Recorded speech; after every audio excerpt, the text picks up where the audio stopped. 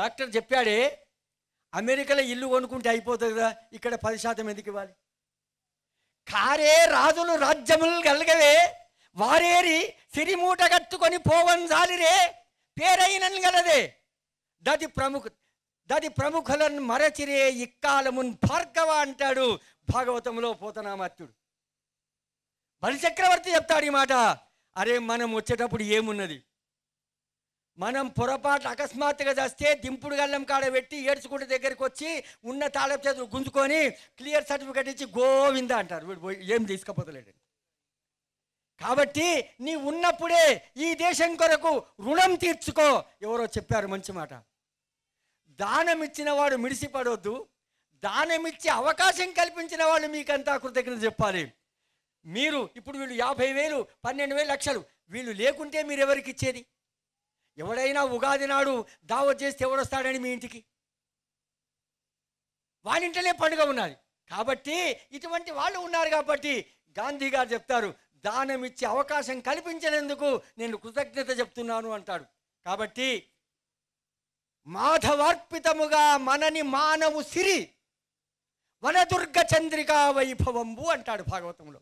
ఎవని ధనం ఈ సమాజం అనేటువంటి పరమాత్మకు చెందదో ఆ ధనానికి 4 మార్గాలు ఉన్నాయి. ఒకటి ధర్మము, రెండవది దొంగలు, మూడవది అగ్ని, నాలుగవది ఇప్పుడు నిన్న మొన్న సిఏబియా ఏసీబియా ఏమంటున్నారు కదా. ఈ మాట సుమతి శతకకారుడు చెప్పినాడండి 6 ఏళ్ల పిల్లవాడికి. అరే, నాకు విచిత్రం అనిపి, చీమలు పెట్టిన పుట్టలు పాముల కిరువైన ఎట్లు పావరుడు తగన్ హేమంబు కూడా పెట్టిన భూమీసుల పాలు చేరు భువిలో సుమతి అన్నాడు. ఈ మధ్య నేను ఒక విచిత్రమైన స్థితి ఉన్నాను. ఒక డిప్టీ కలెక్టర్ ఇంటి మీద రైడింగ్ అయింది. పాపం రైడింగ్ చేయడానికి వచ్చినప్పుడు స్నేహితులే. ఆయనకి ఎంత తెలివినదో కానీ ఆ 50 తులాల బంగారము 2 కోట్ల రూపాయల నగదు కనబడ్డ ఫలానా స్నేహితుడు వచ్చి నన్ను కాపాడిన డైరీలు రాసి పెట్టుకున్నాడు. 8వ రోజు నాటికి ఆయన కొడుకు చేసిన పన్నాం కొరకు మళ్ళీ రైడింగ్ అయింది. ఈ డైరీ దొరికింది. ఆ 2 ఉద్యోగాలు కూడా పోయినాయి. అతి తెలివి. కాబట్టి నేను ప్రార్థన చేస్తున్నాను కృష్ణారెడ్డి గారితో, ఈ సభా సంచాలనం చేసేటటువంటి ఈ కార్యకర్తల చేత, నిజంగా కర్మణ్యే వాధికారస్తే మా ఫలేషు కదాచన. ఇంకొక మాట ఉంది, అది చివరి మాటగా చెప్పి నా ఉపన్యాసాన్ని, ఎందుకంటే చాలా సమయం అయింది.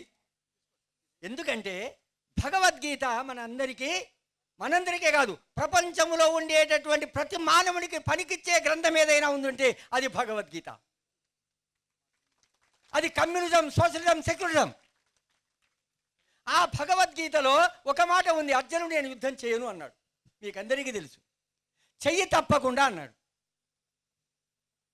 దేవేంద్ర రెడ్డి గారు ఉన్నారు, అయ్యా ఎలక్షన్లో నిలబడు. నేను నిలబడినా, నాకు చాలా అయింది. లేదా తప్పకుండా నిలబడు. మరి మీరు గెలిపిస్తారా? మీ కులపోళ్ళంతా నాకు ఓటేస్తారా? అడగాలి కదా. అయితే అడిగినాడు. అడిగితే ఆయన ఏం చెప్పినాడంటే, ఇగో గెలిస్తే సర్పంచ్ అవుతావు, ఓడిపోతే ఊరు ముందటి గుడ్డమ అమ్ముకుంటావు అన్నాడు. మనమైతే చెంప చల్లం అనిపిస్తాం. నేను నిలబడా అంటే నన్ను తప్పకుండా నిలబడమంటావు. మరి నిలబడితే గెలుస్తాను అంటే, గెలిస్తే సర్పంచ్ అవుతావు, ఓడితే ఊరు ముందటి గుడ్డమ్మ అమ్ముకుంటావు అంటావు. ఇదా నపుంసల అంటుండే. కానీ ఇదే మాట చెప్పినాడు కృష్ణుడు. హతోవా ప్రాప్స్యసి స్వర్గం జిత్వా వా భోక్షసే మహీం. అర్జున, నువ్వు క్షత్రియుడివి, నీ కర్తవ్యాన్ని నువ్వు చెయ్యి. గెలిస్తే రాజ్యం వస్తుంది, చచ్చిపోతే స్వర్గం వస్తుంది. కాబట్టి తప్పకుండా చేయమన్నాడు. అట్లే ఈ కార్యక్రమంలో మనం సఫలమైనా కాకపోయినా, కర్మణ్యేవాధికారస్తే మా ఫలేషు కదాచన. ఈ జీవితంలో పుట్టినందుకు, ఈ భగవంతుడు తెలివి ప్రసాదించినందుకు, ఈ అవకాశం మన ముందటికి వచ్చినందుకు, ఎలాంటి జయాపజయాలను లెక్క పెట్టకుండా మనం ముందుకు సాగడమే మన కర్తవ్యం. అట్లనే నేను చేసే వ్యవస్థ ఉంది. ఈ వ్యవస్థలో రావడం నాకు చాలా ఆనందం ఉండే. కానీ తప్పి నేను మా రైతుల వ్యవస్థలో పోయినాను. మా విఠలరెడ్డి గారు తెలుసు. 1984 నుండి ఇప్పటికీ నేను జిల్లా అధ్యక్షుడిని. ఎవడు ఎన్నికలల్లో ఓడిపోయినోడు కూడా ఆత్మహత్య చేసుకోడు, కానీ మా వాళ్ళంతా ఎప్పుడు చేసుకుంటున్నామనే సంఘానికి నేను అధ్యక్షుడు. ఒకసారి ఆ సందర్భం రామాయంపేటకు రావాల్సింది. ఒక లంబడైన ఇక్కడ కాల్చుకొని చెరువుతోటలో కాల్చుకుంటే అప్పుడు పద్మాదేవేంద్ర రెడ్డి గారు ఎమ్మెల్యే ఉంది. నేను హాస్పిటల్కి వచ్చి అట్లనే మా కలెక్టర్ వెంకటేశం గారి దగ్గరికి వెళ్ళి అప్పటికప్పుడు ఆయనకు జీప్ పంపించి సంగారెడ్డి హాస్పిటల్ తెప్పించాను, కానీ బ్రతకనట్లు కనిపించింది. అంటే నాకు అనిపిస్తుంది ఏమిటి కాదు, చాలా కాలమైంది. ఇగో ఇప్పుడు మీరు ఆశాజ్యోతులు మాకు. వీళ్ళని మనం కాపాడుకోకపోతే ఇక ఎవరు మనకు దొరకరు. ఈ దేశాన్ని మనమే. ఒక ఆయన అన్నట, చీమను ఎందుకు చంపినావురా అన్నాడు. పొరపాటు అయిందంటే బాగుండేది. నేను చీమను చూడలేదు అన్నాడు. నీకు 2 శిక్షలు వస్తాయన్నాడు ఆయన. కండ్లు ఉండి చూడనందుకు, చంపినందుకు. చాలామందికి పఖిరాయా జవారి ఖాయా పానీ పియా చలే గయా, ఏదో మోస్ వచ్చిందంతా సంపాదిద్దాం, 5 స్టార్ల హోటల్ తిందాం, కార్పొరేట్ హాస్పిటల్లో చచ్చిపోదాం, వాళ్ళ బ్రతికే ఇంత. అరే మా తల్లికి తండ్రికి దవాఖాన తెలివయే, 30 సంవత్సరాలు నాకు ఇంజక్షన్ తెలియదే, 30 సంవత్సరాల నుంచి. ఏమిటి పరిస్థితి, ఎందుకు వచ్చింది? ఇగో మీలాంటి యోగ చెయ్యక, సంతోషంగా ఉండక, ఇప్పుడు చెప్తున్నారు అమెరికా టెన్షన్ ఎక్కువైందట. ఏమిటికి టెన్షన్ ఎక్కువ కావాలి? ఆకలికి అన్నం దొరకకపోతే టెన్షన్ ఉండాలి, అప్పులేడు ఎక్కువైతే టెన్షన్ ఉండాలి, లేకపోతే ఆడపిల్లలు పెళ్ళికుంటే టెన్షన్ ఉండాలి, పైసలు ఎక్కువైనాయి టెన్షన్ ఎక్కువైందంటే. ఇది ఎంత విచిత్రమైన పరిస్థితి అంటే ఇది విద్యా విధానం యొక్క దుష్పరిణామము. విద్యల మేలెరుగరినరుడెద్దే, సరి గడ్డితున్నది ఎద్దా, ఎద్దుకు కొంత వివేకము కద్దప్ప కుందవరపు కౌచవుడప్ప అన్నాడు. చాలామంది తెలివాళ్ళం అనుకుంటున్నారు, చాలామంది అంతస్తు కట్టి శ్రీమంతులం అనిపించుకుంటున్నారు. కానీ ఒక్క మాట అన్నాడు చౌడప్ప, నవ్వడానికి చెప్పినాను. ఈయను ఇప్పించను గల అయ్యక మీసంబు గాని అన్యులకేలా. అరే మీసం ఉంటే ఎవరికి ఉండాలి, ఎవడు మొగోడు అనాలి అన్నాడు. తాను ఇయ్యాలి, ఇప్పించాలి. ఈయను ఇప్పించను గల అయ్యక మీసంబు గాని అందరికేలా, రొయ్యకు లేదా మీసము, కయ్యముగా కుందవరపు కౌచవుడప్ప అన్నాడు. కాబట్టి నేను మనిషిని, నేను మానవుణ్ణి, నేను తెలివిగల వాడిని అన్నవాడికి ఈ సమాజానికి నేనేం చేస్తున్నాను? ఏ పరమదయానిదే ప్రాతకాలమున నిద్ర లేచినది మొదలు మరల పరుండు వరకు మా మనోవాక్కాయములచే మా వలన ఎవరికి అపకారము కలగకుండునట్లు ఇతర ప్రాణికోట్లకు ఉపకారము చేయులాగున సద్బుద్ధిని దయచేయము. ప్రార్థన చేద్దాం. అమ్మా, ఈ దేశం బాగుపడాలంటే తల్లి దయ ఉండాలి సంతానం మీద. మీ పిల్లలకు మీరు ఇచ్చేది ఫ్యాషన్ కాదు, మీ పిల్లలకు మీరు ఇచ్చేది సంస్కారము. సంస్కారం అంటే చెప్తున్నాను, తల్లిదండ్రికి దండం పెట్టడం. తల్లి చెప్పదు.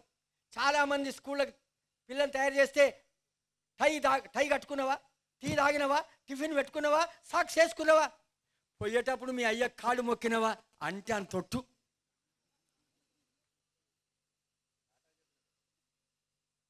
అరే ఈయన అడుగుతాడుగా మొగాయన, అరే మ్యాథ్స్లో ఎన్ని వచ్చినాయి, సైన్స్లో ఎన్ని వచ్చినాయి, హిస్టరీ జాగ్రఫీలో వచ్చినాయి, సోషల్ స్టడీలో ఎన్ని వచ్చినాయి. అరే పోయేటప్పుడు మీ అమ్మకి దండం పెట్టిపోరా. అరే ఎవడన్నా రాసుకుని చెక్కు మీద సిగ్నేచర్ పెట్టడానికి పెన్ ఇస్తే మనం ఏమంటామయ్యా, థ్యాంక్స్ అంటామా? అనకపోతే వాడు ముఖం చూస్తాడు, వీడికి సంస్కారం లేనట్లుందని. 4 అక్షరాలు రాసేటందుకు నీకు పెన్నిస్తే ధన్యవాదాలు చెప్పే నీవు 9 నెలలు మోసి తన రక్తాన్ని పాలుగా చేసినటువంటి తల్లిని ఏ విధంగా సేవ చేస్తున్నావు?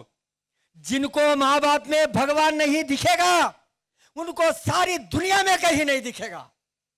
ఎవరికి తల్లిలో తండ్రిలో దేవుడు కనిపించడో వాడు 10 సార్లు కాశీకి పోయినా దేవుడు కనబడడు వాడికి. కాబట్టి మాతృదేవో భవ, ఇది ఎవరు చెప్పాలమ్మా? తల్లి చెప్పాలి. తల్లి ఒడిలో నుండి, బడిలో నుండి, గుడిలో నుండి రావాలి ధర్మం. తల్లి ఒడిలోంచి ఫ్యాషన్ వచ్చింది. గుడిలోకి పోతే ఇంత తీర్థం తీసుకుని ఎత్తి మీద షటకోపం పెట్టుడు, బడికోతే A for ass D for donkey. వీడికి తల్లిదండ్రి దైవం అని చెప్పిన వాళ్ళు ఎవరు? కాబట్టి అమ్మా, మన మొదటి కర్తవ్యం మన సంతానానికి సంస్కారం ఇస్తే మనకి ఇంకొక దశ వచ్చేది ఉన్నది. మనమంతా ముసలోళ్ళం అవుతాము. అప్పుడు ముద్దుగా మాట్లాడే కొడుకులు ఉండాలి. వానికి ముద్దుగా మాట్లాడే చెప్పాలి, మీ నాన్న దేవుడు మన ఇద్దరిని రక్షిస్తున్నాడు, చాలా కష్టపడుతున్నాడు తల్లి చెప్పాలి. తండ్రి చెప్పాలి, మీ అమ్మ దేవత, మనం ఇద్దరం ఇప్పటివరకు అనుకున్నాము, ఆమె వంట చేసి పెట్టిందని తండ్రి చెప్పితే ఇది అవగాహన అంటారు. ఇప్పుడు అవగాహన కొరకు మీటింగులు పెడుతున్నారు మా వాళ్ళు, పెద్ద పెద్ద ఏసీ రూమ్లల్లో. అదేముందో మ్యూచువల్ అండర్స్టాండ్ అట. ఊర్ని అయ్యా, మా పోరానికి, మా 6 ఏళ్ల పిల్లగానికి అప్పిచ్చువాడు ఏడుండాలి రాని పోయి, అప్పిచ్చువాడు వైద్యుడు ఎప్పుడు ఎడతెగక పారు ఏరున్ ద్విజుడున్ చొప్పడిన ఊర నుండుము చొప్పడకున్నట్టి ఊర చొరకుము సుమతి. 6 ఏళ్ల పిల్లవాడిని చెప్పిన పద్యం ఇది. నీళ్లు ఉండాలి, అప్పిచ్చేవాడు ఉండాలి, వైద్యుడు ఉండాలి, తెలివి కలిగిన వాడు ఉండాలి, ఎప్పటికీ నీరు ప్రవహిస్తుండాలి. అక్కడ ఉంటే నువ్వు బాగుపడతావని అప్పటి నుంచి వలసపోయే దేశం చెప్తే మనోళ్ళు ఎక్కడెక్కడ పోతున్నారో దేవునికి ఎరక. నేనేమంటున్నాను, అశాంతస్య కుత సుఖం. ఎంత శ్రీమంతమున్నా శాంతి లేని వాడికి సుఖం ఉండదు. వృద్ధాశ్రమాలు అవుతున్నాయి. నేను ఈ మధ్యన లాలన అనేటువంటి ఆరుమూరు దగ్గర ఆశ్రమానికి పోయినాను. పాపం సంవత్సరానికి 18 లక్షలు ఖర్చు పెడతాడట ఆ రాజిరెడ్డి గారు, పైపుల రాజిరెడ్డి. అయితే నేను అన్నాను, ఎందుకు వచ్చిందయ్యా అంటే, వాడు తల్లిని తల్లి అన్నాడు, తండ్రిని తండ్రి అన్నాడు. ఎందుకంటే లేడు, వాడిని చిన్నప్పటి నుండి హాస్టల్నే పంపిస్తుంది. అదేమంటారు, ఇంకా ఇప్పుడు చిన్న 3 ఏళ్ల లోపల నర్సరీకి వెళ్ళి వానికి కేజీకి వెళ్ళి పీజీ దాకా వాడు మనతో ఉండకనే పోతే, మనం లంచాల పైసలే పంపిస్తే వాడు మనల్ని ఎట్లా ఆత్మీయుడు అనుకుంటాడు? కాబట్టి నేనేమంటున్నా అంటే, మీ అందరికీ ఈ పిల్లల్ని కాపాడుకుంటే దేశం కాపాడబడుతుంది. ఇప్పుడు ఉన్న ఆశంతా మన వీళ్ళ మీదనే. కాబట్టి మనమందరం కూడా ఎక్కడైనా ఎప్పుడైనా పిల్లలకి ధర్మాన్ని చెప్పి ఆర్థికంగా వాళ్ళని ఆదుకొని ప్రయత్నం చేస్తే మన భగవంతుడు మన జీవితాన్ని కృతార్థులుగా చేస్తాడని ఈ అవకాశం ఇచ్చిన మీ అందరికీ నమస్కరిస్తూ